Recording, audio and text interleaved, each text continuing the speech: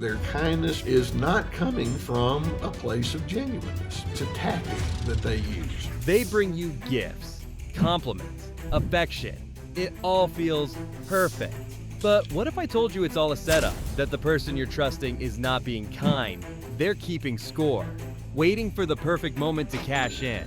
So on the surface, they can look really good, but all the while they're data gathering. They're trying to create an impression, and it can only last for so long because it's just not coming from a heart of genuineness. It's coming from a heart of neediness. In today's episode, Dr. Les Carter exposes how narcissists weaponize niceness and how their fake empathy becomes your emotional trap. Some narcissists can be so skilled at making it look like the real deal that many people can be fooled weeks, months, years, sometimes even decades until it finally does show up. It's like, wow, where did that come from? But really, niceness, in order to get a good measure on it, we have to go down and ask, what's the intent? Each time that I do something nice. Have you ever wondered what masculinity even is in the modern era? Are you ready to move beyond the macho bully or the soy boy archetypes? I'm Marc Azoulay, and this is the Men's Therapy podcast. Together, we'll explore how neuroscience, Jungian psychology, and Buddhist philosophy can transform your life, your marriage, and your business. Are you ready to deep dive into the minds of men? Let's begin.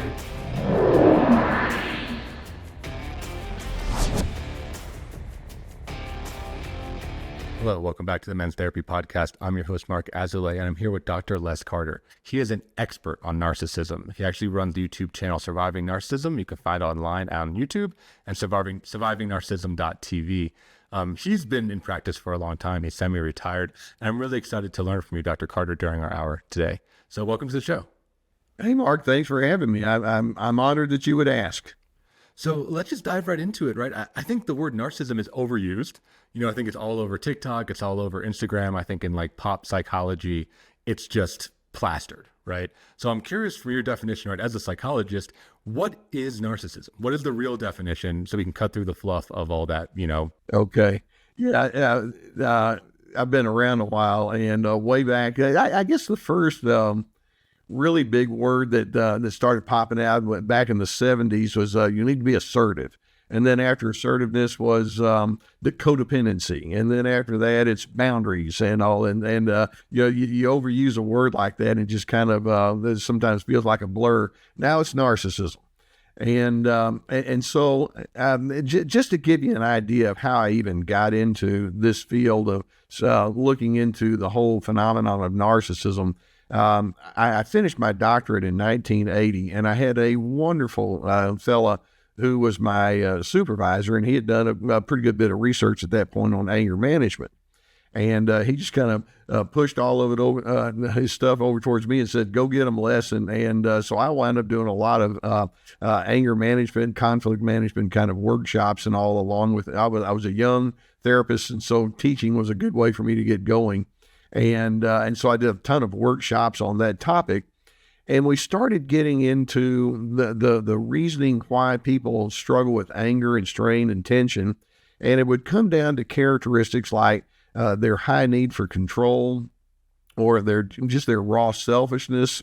And sometimes people would have a condescending attitude when they were in their anger mode. They would be in a very high defensive posture. And the more I got into the study of anger management and conflict resolution, the more it began dawning on me, I'm talking about the subject of narcissism. Narcissism is defined by, first and foremost, just raw self-absorption.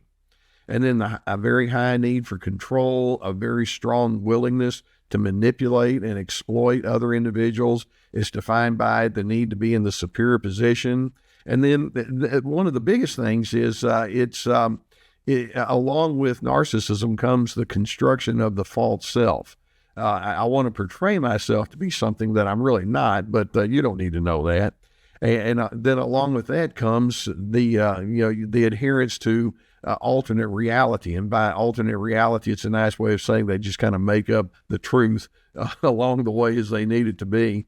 And so that's what we're talking about when we talk about narcissism.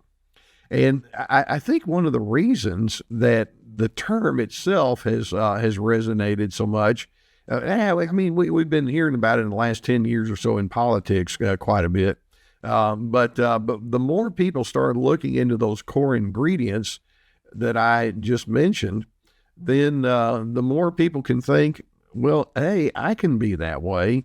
And then B, I grew up with somebody like that, or I live with someone like that, or these people that drive me crazy in my social circle or work, they're like that. The selfish, controlling, manipulative, and defensive, and false portrayals, etc. And it's something that every one of us at a certain level can recognize. And so it's just kind of taken on a life of its own, and I think people have latched onto it. And like you insinuate, I think we've overdone it a bit. If a lot of folks think, well, if there's somebody out there that I don't like, it must be a narcissist. And so we just kind of throw it out in this pejorative kind of way. But that's kind of that's where I'm coming from, and that's what I'm talking about when I refer to the term narcissism.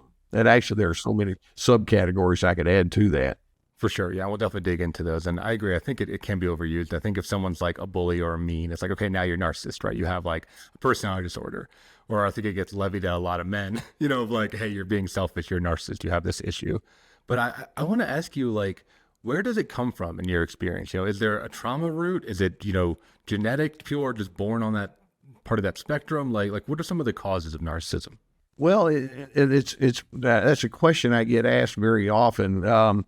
There's studies that show that your personality type, and we could go into all of what that means, is roughly baked in about they say between 40 and 60% of your personality style is just kind of handed to you, if you will, at your date of birth. For example, there's some children that as they come through their toddler years and grade school years, they're just sweet and friendly and kind and never met a stranger and very cooperative. And they kind of got lucky. They have more of that empathetic pattern that's there. But then you have some children, and it's not necessarily due to parenting, but sometimes they're just naturally oppositional and difficult and cantankerous. And so we can have some of it that's just baked into the personality. And so you've got that. But then the rest of it has to do with ways children learn how to manage conflicts and how they learn to manage differences between themselves and other individuals. A really large element that goes into the making of narcissism is a very high system of judgmentalism, authoritarianism, things of that nature. And then in addition to that, sometimes you have the golden child who's just kind of had everything handed to them on a silver spoon. And so you can have some of that where they've got this real strong sense of entitlement, which is an ingredient of narcissism. And so it tends to be a mixture. And the way I put it is some individuals have a natural skill towards mathematics. Other people have a natural proclivity towards musical and artistic skills. And they didn't ask to be that way. That's just they showed up that way. And then some individuals have a natural proclivity towards just that hard, raw, mean selfishness, where others are more empathetic and easygoing. And then sometimes we can modulate, we can teach and train and kind of wear down some of the rough edges there and the negative side of it. So it does become a combination, or it is a combination between nature and nurture. Yeah, there's a ton of questions I want to ask you, but I'm curious about that selfishness, the last thing you kind of talked about. What is that like for the narcissists themselves? Because when I've worked with some of them, like a lot of them have a lot of victim mentality where they feel like they deserve to be selfish in a way, or they deserve everything. There's another type that are really those master manipulators, and I think they objectify everybody and have almost zero empathy, but I'm curious about that selfishness, how that manifests in a narcissist. Well, it shows up in so many different ways. As long as we're talking about a little bit of developmental psychology, let's say you have an 8-year-old kid, and that kid has said something really rude to his little sister, or there's been an incident at school where the child was very inappropriate and they threw a temper tantrum. One of the things that you can say to that child is, hey, look, I don't know what's going on with you, but this isn't cutting it. You can't be this way, and I'm ashamed of you, and you can do better than this, or you're locked down for 2 years and all of that. And there can be a real harsh kind of reaction, and so the child begins thinking, okay, note to self. Next time I feel selfish, I'm going to do it in a little bit of a different way, or they just may get that much more defiant. Children need to have what I refer to as the training of emotional competence. To that 8-year-old child who's thrown a temper tantrum at school, I might say something like, something must have happened that made you feel very misunderstood. Let's talk about what that was. And so we go into that space, and it's like, I can tell that you have a reason to feel angry. Let's talk about why you're feeling that way and what you hope to accomplish. And then we go into options. Every time you have that kind of emotion or that experience, you have the option of yelling at people, or you can push someone and you can say really ugly things about them. Those are options. Let's look at the consequences to those options. You also have the option of speaking in a respectful tone of voice and trying to be civil. Sometimes you may need to remove yourself. What of those options do you suppose you could have chosen in this particular set of circumstances? And so you can give a child some training about, self-monitoring and self-restraint. And if it's done consistently enough, and notice my tone of voice, there's no harshness, there's no judgment, there's no meanness. It's just like, let's just try to be as objective as we can. You're showing us a form of empathy, and that kind of modeling can help. So to your question, when you say when men or women are selfish as adults, how does it show up? I mean, it can be in so many different ways, but ultimately it begins with an unwillingness to tune into that person in front of them. So it might be that, it's something small, like you're making plans, and in making your plans, you show no regard for your partner or the people at work or whatever. And it's just like, I don't care what happens to you. Or it could be something like, you have a preference and it steps all over someone else's preference. It could be something of a much stronger nature, where you've become upset because somebody's been displeasing, and so your selfishness can come in terms of shaming that person and harshness or things of that nature. It could be that your selfishness shows up as being really friendly and pleasing and accommodating because, you see, I want something from you. And so it can turn into manipulation and exploitation, and the possibilities are endless. Where that narcissist thinks, well, let's see, in this equation between you and me, well, let's see, there's my needs, and that's enough. That's all they really think about. And it can come out in a wide array of characteristics because they've never really learned the notion of self-restraint and empathy towards the other person. They don't think inclusively. Yeah, I think that's really well said. When I work with narcissists, I see like different spectrums of how intentional it is. I think there are some that truly believe that they are, smarter, superior, better, and they can like read a room and they know exactly what people want and they can just deliver it, or they know how to intimidate and make people afraid of them. And then there's others that seem to be really trapped, like I was saying a little bit earlier, in that victim mentality, and they're acting from that place of self-centered and selfishness, but they're not really aware of it, right? It's not like a malicious thing. Do you see that difference in the work that you've done as well? Yeah, well, you used a couple of words there that make a lot of sense. You use the word spectrum. It's a pattern on the spectrum. For example, I can do something that let's say I'm making plans to take care of something, and it just completely doesn't even cross my mind that my wife had different plans. And so you could say that might be an incident of my selfishness. But then if she comes along and says, hey, Les, you forgot what you told me yesterday, and we need to remember we have these other things to consider.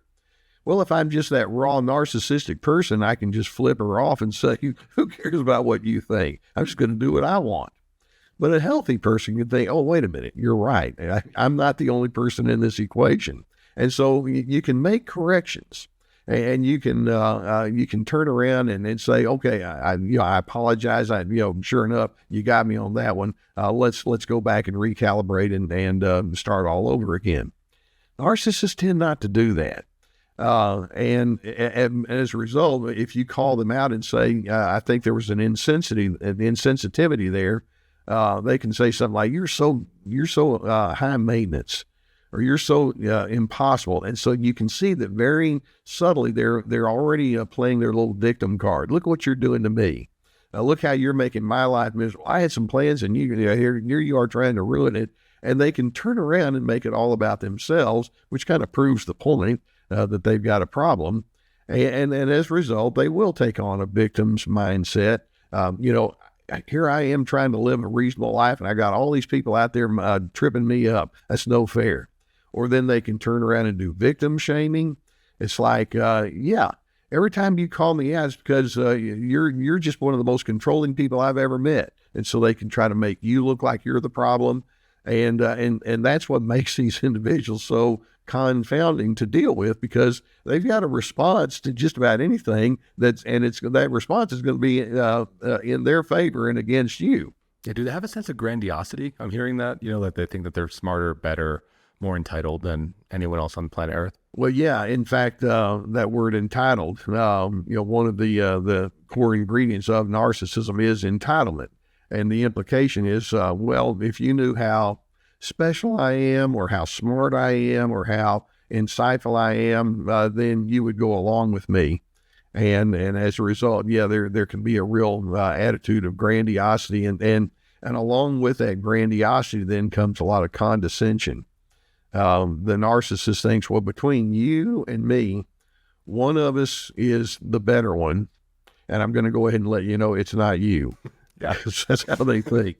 Everything's a hierarchy, right? And they're always on the top. Very much so. Very much so. Yeah, let me ask you this question. Maybe a simple question with a complicated answer. Are they happy? Or are most narcissists are in a place of misery? Or do they enjoy the way that they're living their lives? Okay, that is a very good question, and it's a very multi-layered kind of question. Because on the surface, narcissists aren't all just out there just mean as a snake. Some of them can come across as pleasant and friendly. And at first you can think, I think I've got me a candidate for a really good friend here. I'm enjoying that person's company. And so they can be pleasant and easygoing there. And so they can laugh and tell good stories and be conversationalists. It's not as though they're all just, over there sulking, etc. But happy. When you say happy, to me, it conjures up other words that go along with it. Words like contentment, or at peace with oneself. Right, yeah, lack of suffering, right? A lack of struggle. Yeah, and in that category, no matter what they try to convince you of, they're not content. In fact, I jokingly, not so jokingly, say one of their favorite words is more. I want more from you. No, you need to do more for for my needs, and they're never satisfied. And so they can laugh and be friendly and be the life of the party at times. But it's like, no, there's an emptiness on the inside. And they seek what we refer to as narcissistic supply. You're out there and you can give me something I want. What are you going to do about it? And so they want your admiration. They want your affirmation. They want your deference. And none of that is a sign of a really strong person, a contented person. That's the sign of an insecure person. And then let me take it just a little bit further. When you ask, are they happy? Actually, one of the things that tends to be a part of that narcissistic individual is self-loathing. Now, they can come across as being, the life of the party, etc. But let's suppose you come along and say, hey, that really big mistake that you made 6 months ago, I'm still struggling with that. As soon as you start talking about something on the inside of them that's clearly flawed or inadequate, man, they cannot go into that space. It's like, we don't do that. Well, why is that? And it's because of shame. It's like, I want you to see the pleasant stuff, but you are not permitted to talk about the bad stuff. I hate that part of me.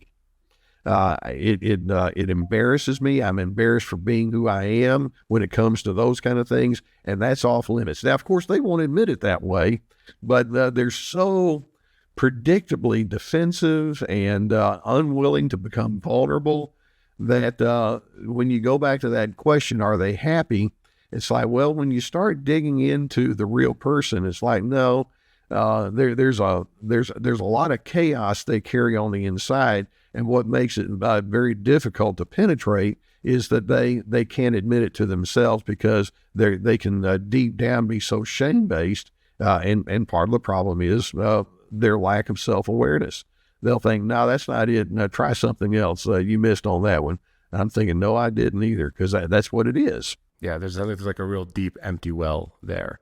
You just have to try to fill with a narcissistic supply, whether that's acceptance or validation or sex, I think for, a lot of people, or money or whatever it is, but it doesn't quite hit the spot, right?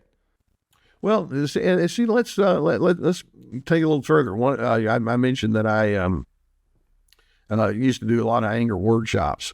Well, one of my beginning points is you can tell the most about a person's personal maturity by watching how they manage conflict. So if I'm in conflict, let's say that you and I have a difference, and it's like, well, I was expecting one thing, I got something entirely different. What I can do is I can remind myself, well, I'm not perfect, and I don't do everything right myself. B, Marc's a nice guy, and Marc deserves dignity, and he deserves my respect. And so what I can do is I can say, hey, Marc, there's some things I'd like to talk with you about. Because I think that you and I just weren't on the same page, but if we can kind of figure this out, then maybe we can move on down the road a little bit better. That's the clean way of doing things. But narcissists is like, no, if you and I have a difference between us, I've got to find out ways to get the upper hand, because I absolutely do not want you to come down honestly about my flaws, because we don't do that. And so that you mentioned they turn it into a competition. And so if you were to say something to me and say, well, Les, there was something I needed you to understand, then I might flip it around and say, you know what? Just a week ago, you were doing the exact same thing except worse. That kind of thing. And I call that boomerang communication. You say something to me, I just throw it right back at you. And so they're masters at that kind of manipulative kind of communication. But again, all of that speaks of internal discord that they're carrying, that they're unwilling to come to terms with. It's all about you, not about me. Right, yeah, because if they looked at those flaws, it would shatter their whole sense of self. You talked about having like a very fragile or even false sense of self a narcissist carry around. In fact, we refer to it as the false self. It's always a portrayal. If you're enjoying the podcast so far, please hit the subscribe button and leave us a review. Your feedback helps us to reach more men and inspire them to become the best versions of themselves. Thank you for your support. And now back to the show. So let's talk about nice guys, right? Because I think, in this month in the podcast, we're really digging into that as kind of, our topic. And I think there's a lot of narcissistic traits in that. And for the listeners, I know Les Carter, but for the listeners, the nice guy is like the guy that is very manipulative. He's always saying the right thing, doing the right thing, very charming, doesn't have any opinions. Oftentimes it's like very quiet and just supportive, can sometimes be a little bit overly feminine in some ways, right? But underneath that is a lot of resentment, anger, rage, hatred, and narcissism. So yeah, Dr. Carter, what do you see with a nice guy archetype? Well, I mean, that's such a large question. First, I look at intent. If someone were to say to me, Les, I think you're a nice guy, my thinking would be, well, I hope that you would draw that conclusion.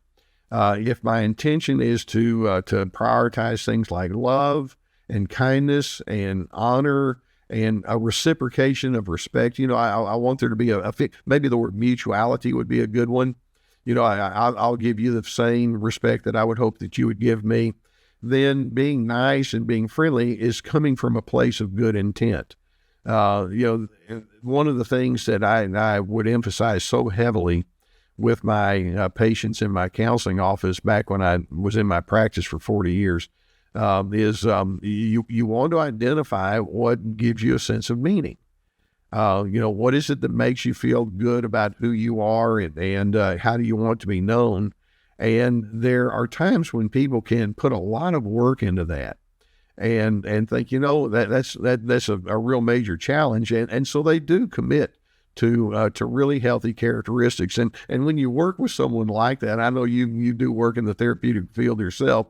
When you get someone like that, it's like, oh, this is why I jumped into this profession in the first place, because it's so heartwarming.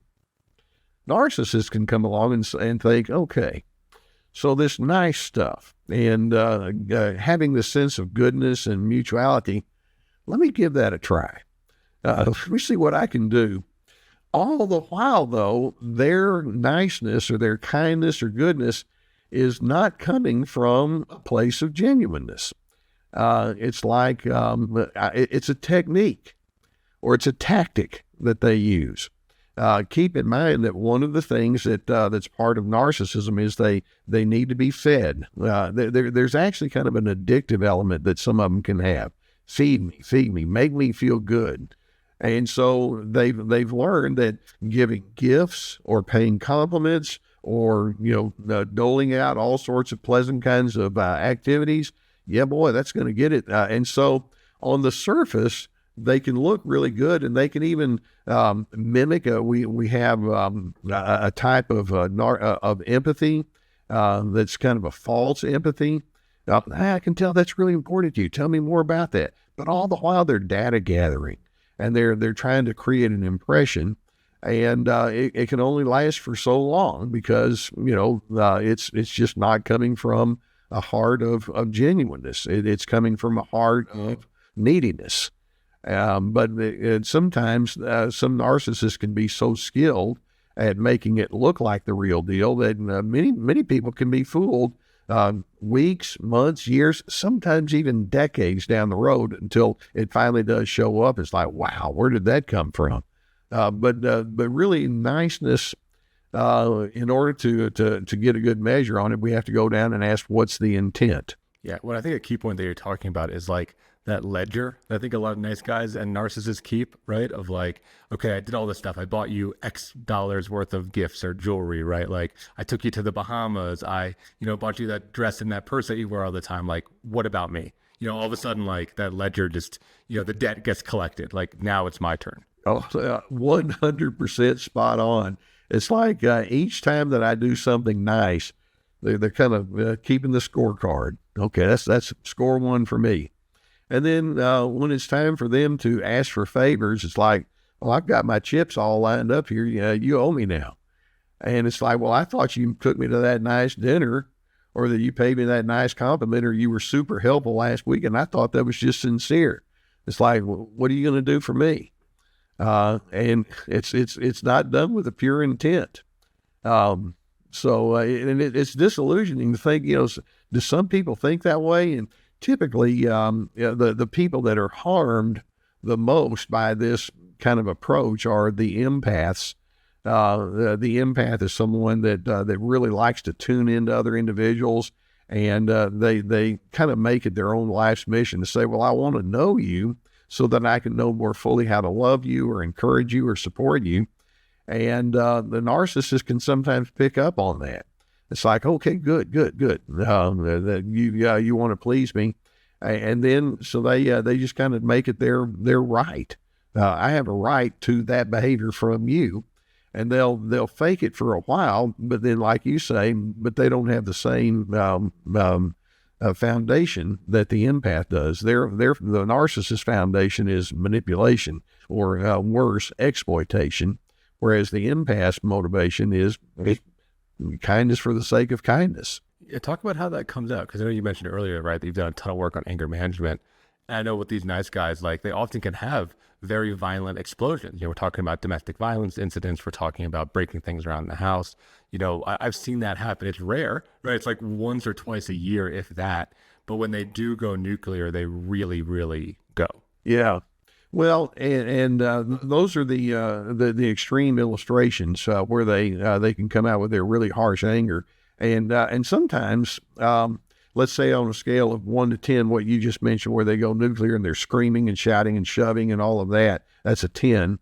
Sometimes their anger can come out on a level 6. They can have a real forceful tone of voice, and it's like, you can't, and they just kind of get real bossy and overbearing. Other times, they can suddenly show themselves to be passive aggressive. It's kind of like, you know what? You want my coordination? Too bad, not happening. And so they go into deliberate non-cooperation, or they may promise the moon and then not deliver. And it's like, kind of like, well, I didn't really mean it when I said it anyway. And so there can be all sorts of ways they'll punish you for daring to be different. And so typically I tell folks when you're trying to discern, is this person nice because it's their true intent and it's part of their sense of meaning, or are they nice because they're exploiters and manipulators?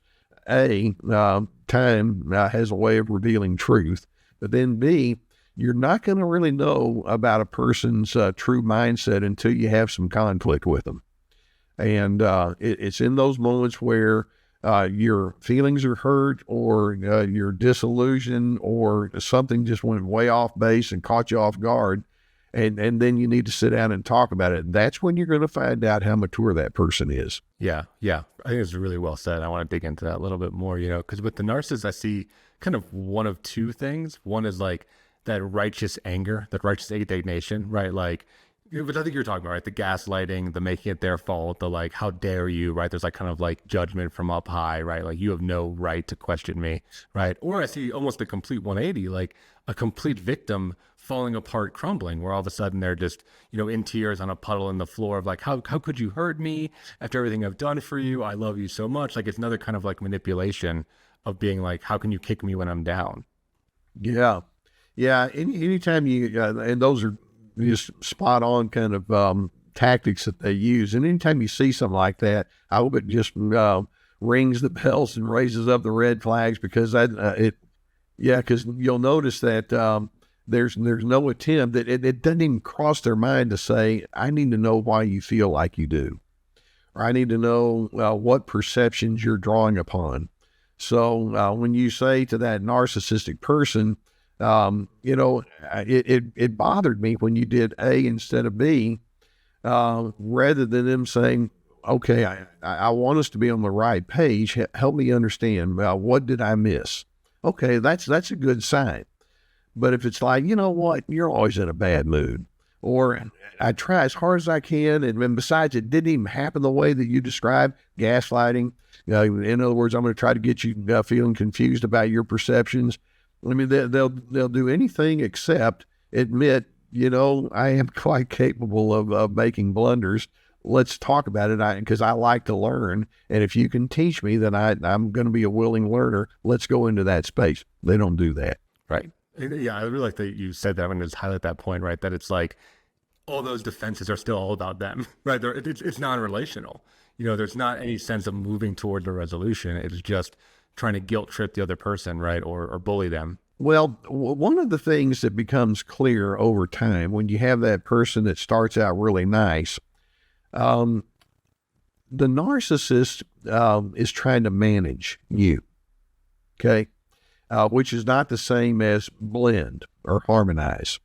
But it's like, I need to get you to act in a cooperative way towards me. And if I have to throw you a little candy here and there, I can do that, because that's my way of managing you. But it's more transactional than it is deeply relational.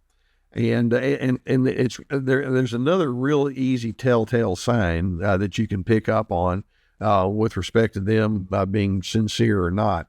And I have a term that I use. I call it imperative thinking. Narcissists use a lot of imperative thinking. Recall what an imperative sentence is. It's very declarative, black and white, do this, don't do that. And then specifically, we have words in our vocabulary that are the imperative words. Have to, must, can't, should, supposed to, ought to, got to, need to, had better. Anything that more or less says a certain way that things need to be done, get after it, let's do it. And so many times the narcissist will begin revealing themselves by saying, well, you should have done this. Or, well, why can't you just let go of that? or I'm going to have a better attitude from you than that, and you'll hear those imperatives there.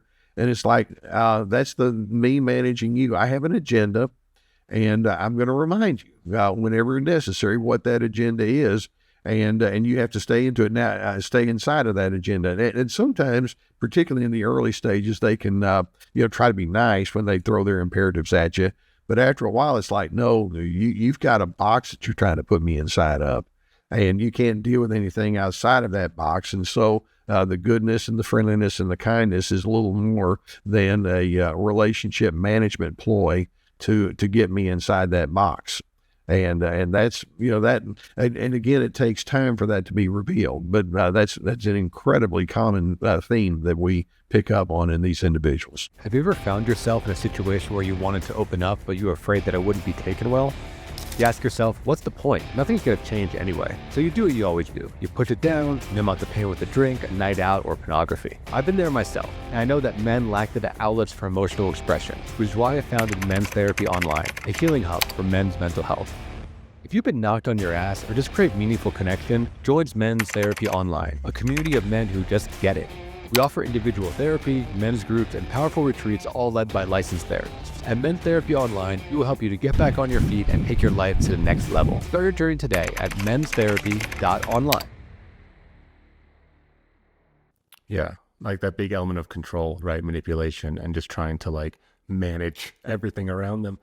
As you're talking, I'm just like reeling a little bit, and I'm thinking like, how do you recover from this? I'm curious, like, as you're talking, our listeners are like, oh shit, this guy's in my fucking brain, and they want to improve. Like, how do you recover from it? Because like, you're right, they do have an answer for everything. It's a very tight, kind of like clamp trap mindset. One of the things that narcissists dread, that they dislike strongly, is your freedom, your independence. And because what they want to do is they want to, like I say, keep you inside that mold. They want to manage you. And so when you ask, well, how do you recover? You remind yourself of a core truth. Freedom is defined as the privilege to choose. Independence means I get to be my own separate, unique person. And then let's just pause on that. Is that a crime? Is that bad? And I'm thinking, it's something we need to celebrate. And so recovery means that I need to go back to my own basics and ask, the narcissist was trying to take away so much of my uniqueness. They're threatened by my individuation, that I need to ask, well, what does a real me look like? And what priorities do I have? And what preferences do I have? And my opinions, all of that's been squashed or stepped on or invalidated. Then you go back and you try to apply a certain amount of objectivity to yourself. And that's real easy for good old Les Carter and Marc to sit down and talk about. But it's something, I have so many people that'll say, well, when I was with that person over time, I feel like I just lost the real me. Because I was constantly worried about, what do they want? What do I have to do to keep that person happy? Or what do I have to do to keep that person off my back? And then you become reactive, and you're not much of an initiator. What would the initiating you look like? And what ingredients would that require? Yeah. I think from the narcissistic abuse is like, it's a long journey. We had a guest earlier on the show, Bree Walton, and listeners, I'll put a link to that in the show notes. That really, she specializes in that, especially with women that have been in those relationships. But I'm also curious, Dr. Carter, like, what if the narcissists themselves want to change? How do they get out of that way of being if all this manipulation and control is so inherent to who they are? And then remind me, you work with people with addictions, is that right? Yep, addictions. I work with narcissistic men too. I work with like men's mental health, so anger management, addiction. Okay, because you know that one of the things that is necessary when you're working with an addict is they have to hit their rock bottom. Yes, and that's where I was going with that. And there are times when a person who's had a pretty strong narcissistic bent, it can begin examining their life and what they've accomplished, and they can think, I've got a long wake of broken relationships in my past, and I don't like what is there. And the common denominator in all of those broken relationships is me. And then to say nothing of my emotional dysregulation, and they have to stop blaming, and just get gut level honest. There's something I didn't mention, but it's kind of been implied here. Narcissism is a pattern on a spectrum.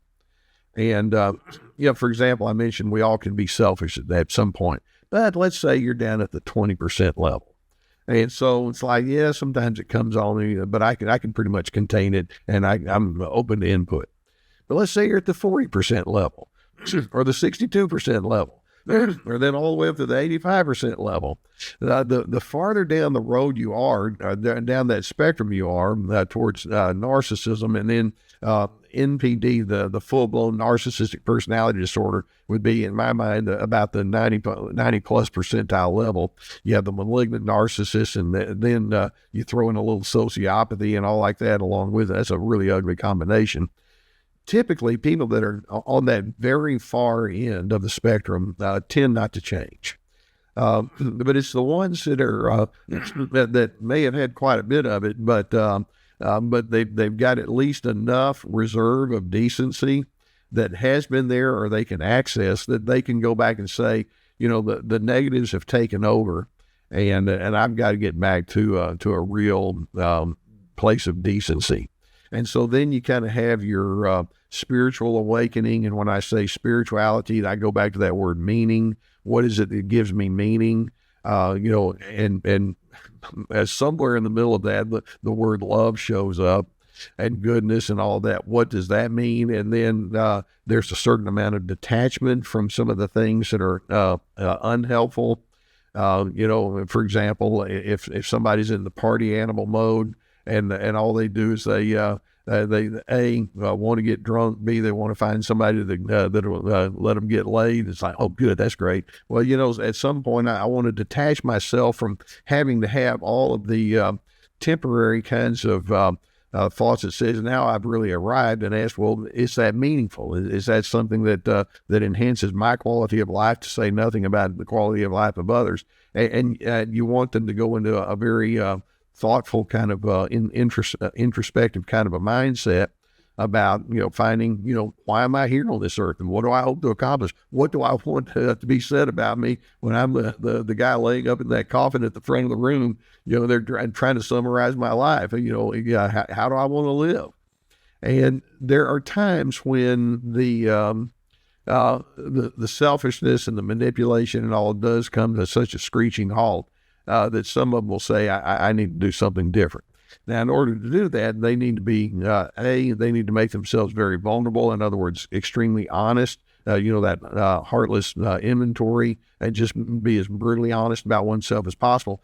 And then also they need to have a strong willingness to be accountable. Typically, if you just say, well, I think I'm going to change, and you don't have any accountability partners or anything like that, you can kind of talk yourself into who knows what. Because nobody else is looking anyway, they don't know. So it can happen. It tends not to be nearly as common as I would like, but it can happen. But it requires a real deep commitment to strong soul searching. Right. Yeah. Because I imagine all those narcissistic tendencies, they're the, automatic reaction. So it's really learning how to be empathic, and really learning how to slow down, and learning how to, like you said, take in critical feedback and not go into that defensive, gaslighting, victim-y thing. And I've worked with a number of narcissists I can recover, and it's slow. It's very, very slow. And it does, I agree. I think it does take that rock bottom moment where like their life falls apart, and like for just a second, they're like, oh shit, what if it was me? It's not my, trauma. It's not the world. It's not capitalism. It's not whatever they're mad at. Or it's not women. It's like, it's just me. And it's like, oh, okay, there's the opening. Yeah. Well, and that person who gets to that point needs to have patience first with themselves. It's kind of like, well, I've been doing this for X number of years, and it's going to take a while for me to unravel all of this, and then also patience with other individuals. Because once you have, one of the hardest things to get rid of is a reputation, and if you've got a reputation of being a player or a user, or just from somebody who's kind of callous, then it's like it doesn't surprise me that people don't believe me. And so you have to just let go of that imperative thinking, but you were supposed to think this way, or I've got to get you to be like this in response to me. So no, there is no got to, there's no must. I'm not going to put that on anybody. All I'm going to do is focus on myself. And it can be a long haul. I know people that are in recovery, or they're in therapy, and they're really working hard to try to make adjustments. And they'll admit, come crunch time, sometimes my old tendencies want to show up, and it takes every ounce of energy on the inside of me to make that adjustment. Of course, my encouragement is it can be done. But there's where the need for accountability is really, really strong. Well, let me just ask a question, just like, as a younger therapist, right? Like when I work with these guys, I have this inkling sometimes in the back of my head that I'm just like teaching them to wear another mask. Like it's just like, okay, the old mask didn't work, but now here's like a slightly better way. Here's a better way to manipulate people, and it's like, I would talk about vulnerability and we talk about boundaries and all this therapy stuff, right? But I do see a lot of these people, especially narcissists, like weaponize therapy language, right? They just use it as like another cudgel and another set of tools.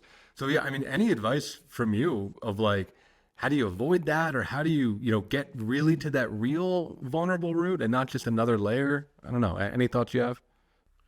Yeah, and I've sat in that chair too, and there are times when it's like I like to think that it's clicking and we're getting through, but is it really kind of like you say? Are they just kind of picking up like, oh, there's another tool I can use? And I have this fundamental belief. I hope I'm right, and that is truth does have a way of rising to the surface over time. Maybe not right away. But again, I go back and say the number one way to determine how sincere a person is watch what they do in moments of conflict, or just another thing. You may have heard the old saying, "Character is what you are when no one else is looking." What do you do in your private moments, and are they going to be you're ready to admit what that is like? And do they have untoward kinds of habits or inclinations or attitudes that come through, and nobody can be honest about it except themselves, because nobody else knows. You're the only one in the room. So as a therapist, and same with you as a therapist, like what I can do is I can talk with you about healthy goals or reasons why things occur. And then we're just going to see over time how much of it is just kind of book knowledge versus heart knowledge, and it just simply takes time for it to reveal itself. Yeah, that's helpful. And I think I take from addictions like a harm reduction strategy. It's like even if it's another mask, at least it's like a little less harmful. But I hear you. I mean, I think a lot of these guys are really, really entrenched in it, and there's often a lot of pain and a lot of trauma and a lot of just like unprocessed gunk that they never ever want to touch. There's a lot of shadow. I'll give you an illustration. There was this guy that I knew. He had had an extramarital affair, and he had gone to therapy, and I knew him socially. And one of the things he mentioned was, I realized that I tend to be kind of critical and negative. And then he even said, and my wife even told me that I can be rude to the dog, and be harsh towards that. A few weeks later, he was at my house, and my dog, I've got a dog named Gus, barked at him a little bit when he came in, because that's what he does. He's a terrier, and that's his way of saying hello. And he reached down and he petted my dog, and the dog calmed down. And within 15 seconds, he looked at me and said, "Did you see? I'm not critical anymore." And I knew I'm being played, because it's like I'm on stage, and I want you to notice. Did you notice that? Do I get some points? As opposed to, well, just be nice to the dog and don't draw attention to yourself, and don't say, "I need some points. Give me a pat on the back," because then it's like this is a performance, as opposed to him thinking, I like being tender. and I like being more gentle. And this was an opportunity for me to see it. If you see it, fine. If you don't, that's fine. I saw it. But commonly they'll give you little signals like that says a little bit more of what's really going on inside. Yeah. So if you're listening close enough, you can tell if it's genuine or not, you know? Well, as we're moving towards the end of our show, I'm curious, like, if there's a listener that's inspired by the conversation, they want to take the first step, is there a resource you can direct them to, or something where they can learn more or start to recover either from being a narcissist or from being in a relationship with one? Well, I mean, not that I'm just trying to promote all my Les Carter stuff. I put together some courses actually, and some online courses. It's on my Surviving Narcissism.tv, and I've got 4 courses. One is about it's called Anger Games, watching how you can deal with conflict. Another was called This Is Me, about establishing healthy boundaries. Then I've got ones called Ready, Set, Connect, and this is what healthy relations look like. And we go deeply into the concept of what boundaries looks like and what empathy is like. And then the other one's called This Is Me, about having a really strong definition of yourself despite the controller. So I've got courses that are out there, and each course has like 25 teaching videos. And then there are books, and then there are people like me and plenty of other really solid individuals out there on YouTube that we come up with teaching videos, things like that can help. And you know, we're doing it ideally to assist folks. I mean, that's my calling. And just as an aside, and I know I'm probably speaking for you too, I've had to take a hard look at myself. I had a professor way back in graduate school that said, unless you know you can't guide someone any further than where you yourself are able to go. And so it's like, oh, that's a challenge, isn't it? And so, you know, each one of us, as we are, trying to figure out how we want to respond to a narcissist and maybe even be a helpful addition to their life, we need to ask, well, how's my life going? And do I have the healthy ingredients that can give me a certain amount of credibility? And when I err, am I willing to say that I do so? Because I'm not going to be error-free, but can I make my necessary corrections? And so, you know, I'm hoping that each one of us can say, I'm a lifelong learner. I'm never going to stop. And so sometimes it's seminars, sometimes it's books, sometimes it's online courses and things of that nature. But one of the best ingredients that a person can have that indicates the need to, or the willingness to change, is a curious mind. I want to learn. I want to grow. I like being challenged. And if somebody picks up on something that's not terribly flattering about me, I'm very willing to listen. Tell me what you noticed. Yeah, well said, and great way to end the show. So, Dr. Carter, where can people find you online if they want to follow and learn more? I know you mentioned it before, but just as a... Yeah. We got survivingnarcissism.tv. That's my website. And I've got like, I don't know, 300 articles on there and access to my videos and courses and stuff like that. And then the big thing is YouTube. If you just look up Dr. Les Carter, it'll pop up. But Surviving Narcissism is the name of my channel. And one of the things I try to do is I want to go more than just saying, these are the diagnostic criteria. I try to make videos in such a way where, I'm speaking like a therapist because that's what I am. So I try to get into the therapeutic ways of trying to deal with your hurt or your disillusionment, the trauma bonding and things like that happens with a narcissist. And so it's not the same as therapy, but it lets you know this is how a therapist's mind works. And I thoroughly enjoy doing it and gotten real nice feedback from people. So hopefully it's helping some folks. Yeah, I think it's awesome. And the content are really, really good. Listeners, definitely check them out. We'll have all that stuff in the show notes. And it's free, right? So like get educated, learn about it, follow him on YouTube, follow him on all social medias. And if you want, go buy one of those courses, because I think they're really comprehensive and they can help you if you want to take some true actionable steps.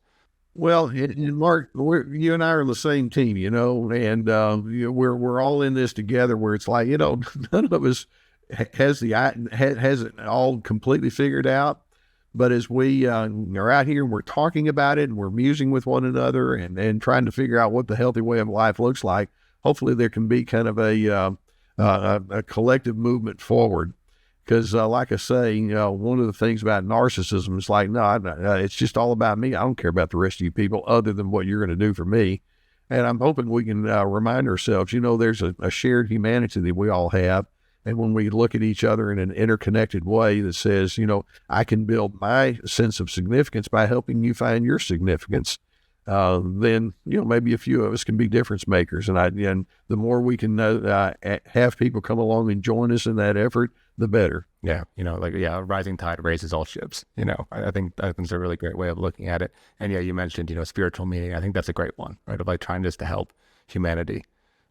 So again, thank you so much for coming on the show. Marc, thank you so much for having me. I really appreciate it. And thank you for your viewers and listeners for tuning in to all of this. Absolutely. And listeners, thank you so much for tuning in. You know all the stuff by now. Do all the socials, like, share, subscribe. We're trying to drive those numbers up. Check us out on YouTube if you want to see what we look like. And subscribe to our newsletter if you want more content like this. So thank you so much for tuning in. We'll see you next week on the other episode of the Men's Therapy Podcast. Thanks for tuning in. If you enjoyed today's episode, please subscribe and leave a review. And don't forget to visit menstherapy.online to learn more about the work that we are doing to support and inspire men. Until next time, keep moving forward.